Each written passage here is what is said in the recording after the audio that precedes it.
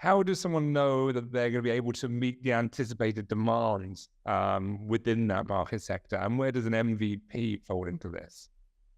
So an MVP being a minimal viable product, and in another way, a lot of businesses now just start by using customer testing. So that's what a minimal viable product will do.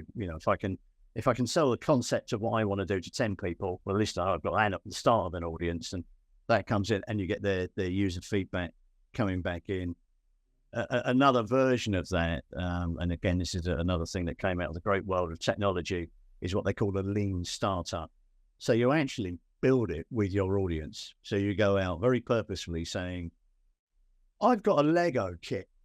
I've built nothing in this Lego kit. Could we build this together? So actually you'll be the person building the Lego kit, but actually your audience and those that have come in as those kind of early adopters, early testers, they get inside it with you and they help you build it out. So it becomes kind of more community built around you. So there's a really good place to start understanding what that anticipated demand is, start exploring what it is.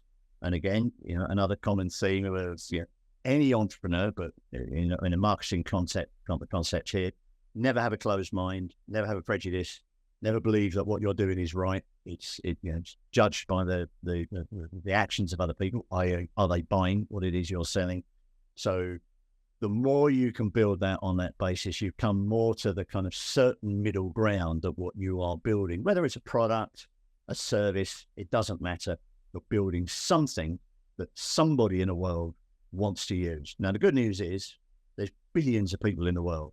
So you don't need to sell, unless you want to be Elon Musk or Zuckerberg or Bezos, you're lucky if you can get to those billions, but down to the tens and hundreds and thousands that we want to get to from that billion, you've got like-minded people coming around you. And it's something that, kind of in being a man of a certain age and kind of done what I've done for decades now, I wish this community feel was in there much more when I started, because you were a little bit more kind of, shooting arrows in the sky, hoping you might hit something, where now you've got all of this ability to communicate. And, if you've got access to the internet and you're happy to share and blog and take feedback, there's a real demands met economy that you can get into, so it's just, and again, Johnny, we're both entrepreneurs together and we sit amongst many other entrepreneurs. The lovely thing is we all have a childish curiosity for what we do, which can feel like a childish curiosity at times, but it is what sets us apart as business owners to those that work in businesses, because you've got that ability of, why not? Why can't I do it that way? Well, who's stopping me? So as long as you're reasonable about it, that also then helps shape that proposition to make sure it's fit, for the purpose and the people you want it to be.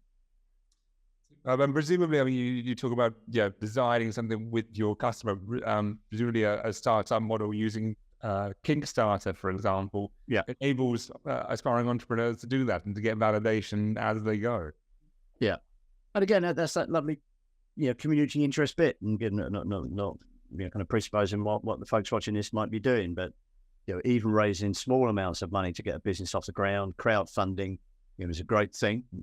Ironically, and I will admit at a different scale, the business I was talking about, that we went out into the street with this app to people when it became a business, we actually, in the end of it, raised ultimately through crowdfunding and 3 raises, about £3.5 million for the business. And I might say, wow, that's very big, very grand. But actually the average investment on there was around about £250, something like that.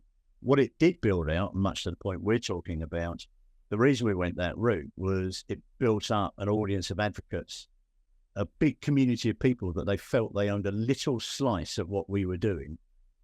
Yeah. And they physically did, because they are now shareholders in the company as micro shareholders, but your 200s to some bigger investors in there, it was thousands of people that signed up for this thing. And suddenly you've now got your audience, you've got your fan base, you've got your MVP, you've got your lean startup, you've got those advocates sitting in there. But again, it doesn't matter if if you're just going to sell to 10,000 people. You've got a beautiful audience in there, and that's a lovely community to get in, talk to, take feedback from, work with, and you feel that they feel invested in what you're doing. So, yeah.